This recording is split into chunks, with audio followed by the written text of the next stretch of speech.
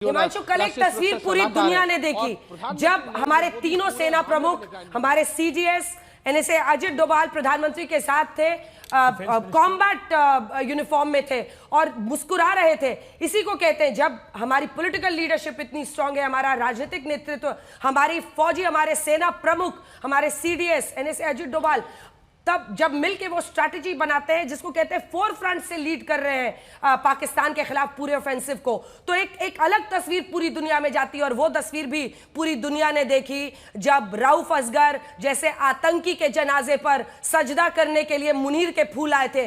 उनका chief of army staff क्या भेजता है? वो फूल का रीत भेजता है। किसके लिए? आतंकी के लिए। वहां उनके सैनिक, उनके फौजी सर झुकाए बैठे हैं जहां पर नमाजे जनाजा ही एक आतंकी पढ़ रहा है। तो ये फर्क है भारत और पाकिस्तान का।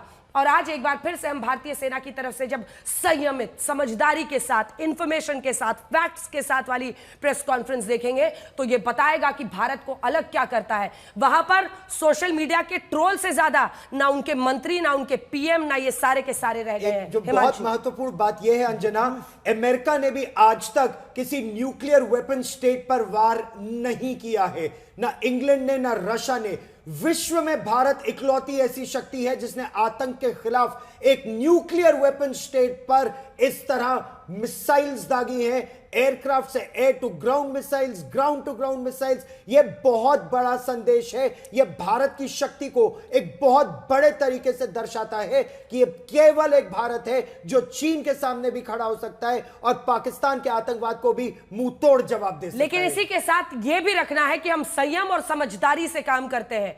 हम अपने देश को किसी ऐसी स्थिति में नहीं झोंकना चाहते हैं जहां से कुछ भी गलत हो, क्योंकि पूरे मुल्क की सेफ्टी का जिम्मा इस वक्त प्रधानमंत्री नरेंद्र मोदी के कंधों पर है। इसीलिए बहुत संयमित तरीके से हमें आगे बढ़ना है और यही संयम, यही समझदारी हिमांशु हर प्रेस कॉन्फ्रेंस में दिखाई देती है। आप देखिए कि किस तरह से फैक्ट्स के आधार पर जहां तक की जानकारी है वहां पर बड़बोलापन नहीं दिखता है।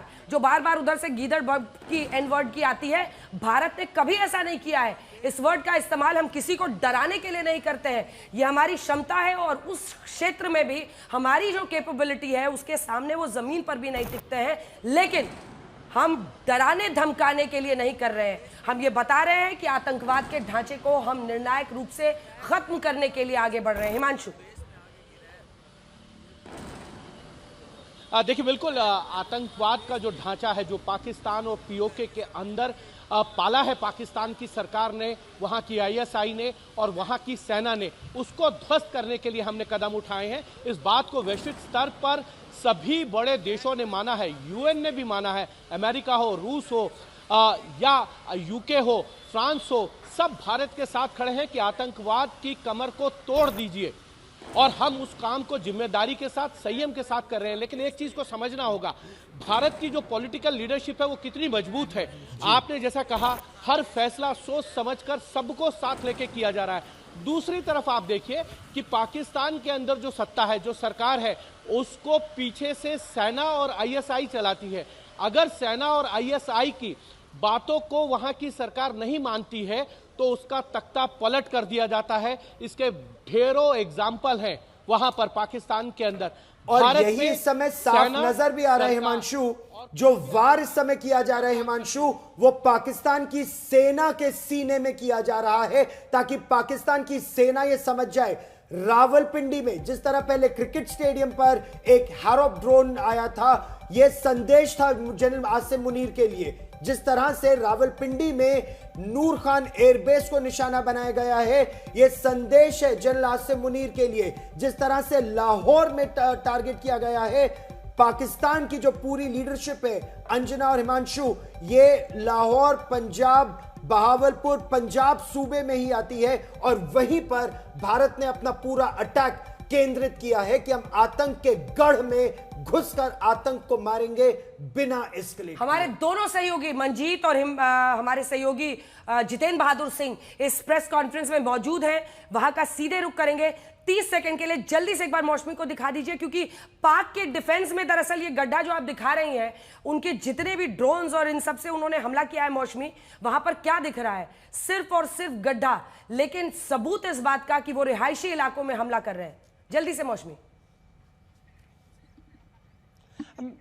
बिल्कुल अंजना, देखिए हमारे पीछे किस तरह से पाक का पूरा नापाक कोशिश जो है वो ध्वस्त हो रही है। पूरा उनका जो डिफेंस सिस्टम है उसका ये हाल हो रहा है, क्योंकि जो भी ड्रोन से अटैक हो रहे हैं उनको विफल कर रहा है भारत। ये 35 फीट का जो गड्ढा है वो पाकिस्तान को वो मुंह तोड़ जवाब है। यहाँ पे 4 इस तरह के ब्लास्ट हुए हैं और सब जो है कोशिश जो है वो एक तरीके से नाकाम करते हुए पूरा भारत का एयर डिफेंस सिस्टम पीछे आप देख रही हैं। और इसी तरह से पूरे इलाके में जो 4 बड़े धमाके, रिहायशी इलाके में, पास में गुरुद्वारा है, पास में एक गांव है, और लगातार पाकिस्तान भारत के नागरिकों को जो निशाना बना रहा है। बिल्कुल मौसमी, और यही देखिए ना, ये साफ बताता है, ये प्रमाण है इस बात का कि रिहायशी इलाकों पर वो हमला कर रहा है। ये भारत का सबसे बड़ा सबूत है उनके खिलाफ। लेकिन एक बार फिर से अब नजर इस प्रेस कॉन्फ्रेंस पर है, किस तरह की जानकारी दी जाती है, क्योंकि बीते दिन हमने, आइए आपको सीधे लिए चलते हैं, मुझे लगता है प्रेस कॉन्फ्रेंस की शुरुआत हो रही है।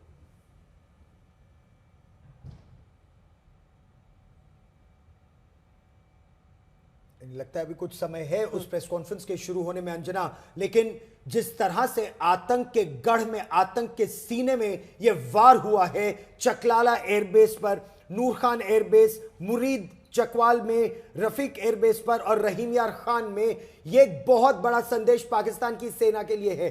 पाकिस्तान की सेना जिस तरह से पलटवार करने की कोशिश कर रही है, भारत का जो S-400 से आकाश तक एयर डिफेंस सिस्टम है, उसने हर उस वार को पूरी तरह से नाकाम किया है। ये अलग अलग तस्वीरें देखिए, पाकिस्तान पड़ा पस्त क्योंकि उसकी मिसाइलें, जो उसकी फतेह मिसाइल, जो उसका बिल्कुल एक तरह से झूमर कहलाता था, वो झूमर बिल्कुल फ्लॉप साबित हुआ है।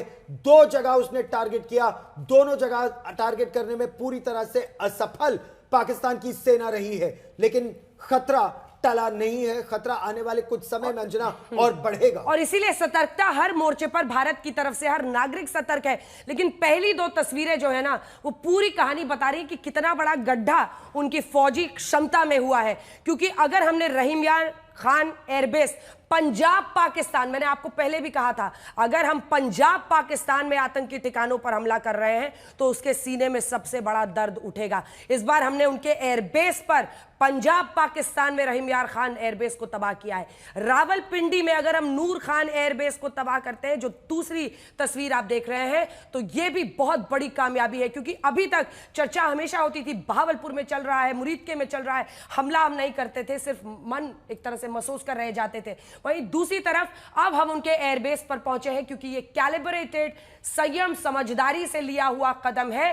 क्योंकि वो लगातार नाइट 3, तीसरी रात भारत पर, भारत के सरहदी इलाकों पर, रिहायशी इलाकों में, शहरों पर, और ठीक कहा आपने मौसमी कि देखिए, अगर आप सिखों को गुरुद्वारे में टारगेट कर रहे हैं, अगर आप करतारपुर कॉरिडोर के आसपास टारगेट करने की कोशिश कर रहे हैं, अगर आप अलग अलग जगहों पर टारगेट कर रहे हैं, तो इसकी कोई मतलब, इसको कैसे भारत छोड़ सकता है, देखा कर सकता है। और इसीलिए इस तरह का कैलिब्रेटेड जवाबी कार्रवाई भारत कर रहा है।